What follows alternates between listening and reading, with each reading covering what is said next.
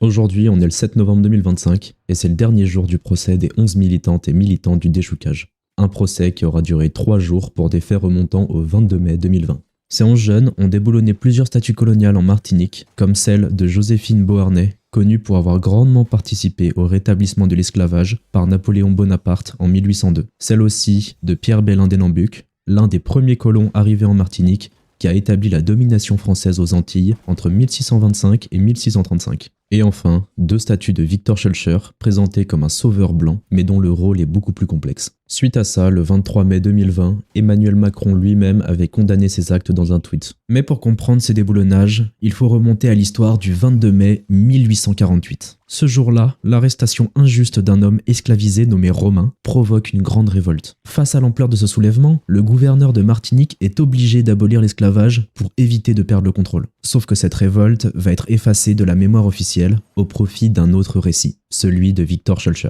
Schœlcher, républicain abolitionniste, militait contre l'esclavage, mais aussi parce qu'il y voyait dans son abolition un moyen de maintenir le contrôle colonial sans risquer une révolte générale. Et quand la Deuxième République est instaurée, il signe un décret d'abolition, sauf que ce décret arrive trop tard. En Martinique, les esclavisés s'étaient déjà libérés eux-mêmes, et ça c'est un problème pour le roman colonial français, qui a préféré instrumentaliser la mémoire de Schœlcher, tout en effaçant cet événement de résistance. Avec tout ça, on comprend mieux pourquoi le groupe du déchoucage a choisi le 22 mai 2020, exactement 172 ans, jour pour jour, après la Grande Révolte, pour déboulonner les statues de Schœlcher et des autres figures coloniales. Vous pouvez bien sûr retrouver tous les détails sur leur site, déchoucage.com.